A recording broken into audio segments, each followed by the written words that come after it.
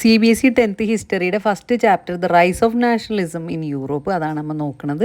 അതിൻ്റെ first part upload ചെയ്തിട്ടുണ്ട്. അത് കാണാത്തവരുണ്ടെങ്കിൽ അത് പോയി കാണുക. അത് ഫസ്റ്റ് ചാപ്റ്ററിൽ നമുക്ക് കാണിക്കുന്നത് എന്താണ്, ഫ്രെഡറിക് സുറോ എന്ന് പറഞ്ഞ ഒരു ഫ്രഞ്ച് ആർട്ടിസ്റ്റ് ഉണ്ട്.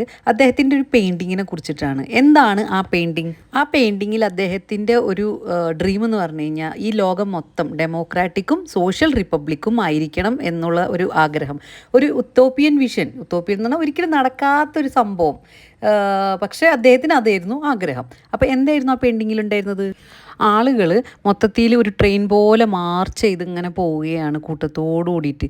ആരൊക്കെയായിരുന്നു അവർ യൂറോപ്പുകാരും അമേരിക്കക്കാരും ആയിരുന്നു. അവർ ജസ്റ്റ് ഒരു കൺട്രിയിൽ നിന്നുള്ള ആൾക്കാരല്ല, യൂറോപ്പിൽ നിന്നും അമേരിക്കയിൽ നിന്നുള്ള ആളുകളായിരുന്നു.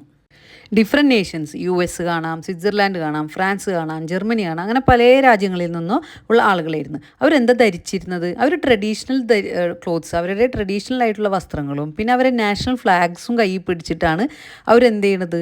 വളരെയധികം ഹോപ്പോട് കൂടിയിട്ടാണ് അവർ മാർച്ച് ചെയ്ത് നടക്കുന്നത്. എങ്ങോട്ടാണ് അവർ മാർച്ച് ചെയ്ത് നടക്കുന്നത്? സ്റ്റാച്യു ഓഫ് ലിബർട്ടിയുടെ അടുത്തേക്ക്. എന്താണ് statue of liberty? Statue of liberty അമേരിക്കയിലുള്ള ഒരു സ്റ്റാച്യു ആണ്. അതൊരു ഫീമെയിൽ ഫിഗറാണ്, അതൊരു സ്ത്രീയുടെ ഫിഗറാണ്.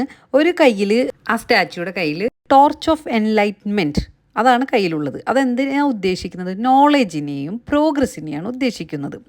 അടുത്ത കയ്യിൽ എന്തായിരുന്നു? Charter of the rights of മാൻ. ആ കീവേഡ് നിങ്ങൾ ഓർത്ത് വെക്കുക. Charter of the rights of the man എന്ന് പറഞ്ഞു കഴിഞ്ഞാൽ ഉദ്ദേശിക്കുന്നതെന്ന് വെച്ച് കഴിഞ്ഞാൽ എല്ലാവർക്കും അവരുടേതായ റൈറ്റ്സും ഫ്രീഡവും ഉണ്ട്.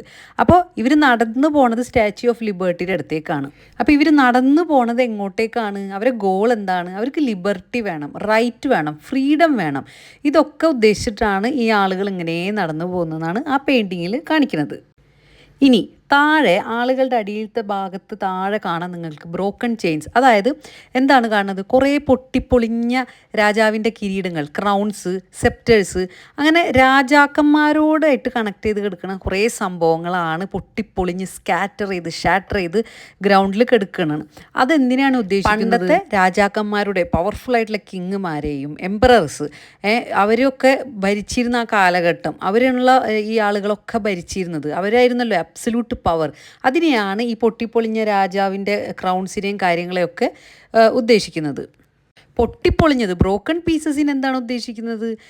People have broken free from their rule. അവരെ ആ അധികാരത്തിൽ നിന്നൊക്കെ ആളുകൾ എന്തായി? രക്ഷപ്പെട്ടു, ഫ്രീ ആയി. ഇനി മൊണാർക്കി എന്ന് പറഞ്ഞ സംഭവമില്ല. മൊണാർക്കി എന്ന് പറഞ്ഞാൽ എന്താണ്? ഒന്ന് ഒരാൾ ഭരിക്കണേന്, ഇപ്പോൾ കിങ് ഭരിക്കണേന്, അതിനാണ് മൊണാർക്കി എന്ന് പറഞ്ഞത്. അപ്പോൾ അതൊക്കെ കഴിഞ്ഞു, മൊണാർക്കിയുടെ കാലഘട്ടമൊക്കെ കഴിഞ്ഞു. ഇവിടെ അടിപൊളിയായിട്ട് ആൾക്കാർക്ക് ഫ്രീഡവും ലിബർട്ടിയും ഇക്വാലിറ്റിയും ഒക്കെ കിട്ടിയിരിക്കുകയാണ്. ഇനി അടുത്തത് എന്താണ്? മേലെ ആകാശത്ത് നോക്കി ആരൊക്കെയാണ് നിൽക്കുന്നത്? ക്രിസ്തുവും പിന്നെ മാലാക, ഏഞ്ചൽസും സെയിൻറ്റും ഒക്കെ നിൽക്കുന്നുണ്ട്. അവരെന്താ ചെയ്യുന്നത്? അവരിങ്ങനെ ബ്ലെസ് ചെയ്തുകൊണ്ടിരിക്കുകയാണ്. അതായത് ഇതിൽ ഈ പെയിൻറ്റർ ഉദ്ദേശിക്കുന്നതെന്ന് വെച്ച് കഴിഞ്ഞാൽ ഈ പുതിയ വേൾഡ്, ഈ ഫ്രീഡത്തിൻ്റെയും ഇക്വാലിറ്റിയുടെയും ഇതിലൊക്കെ ഒരു ഹോളി ഐഡിയ ഉണ്ട് എന്നാണ് കാണിക്കുന്നത്.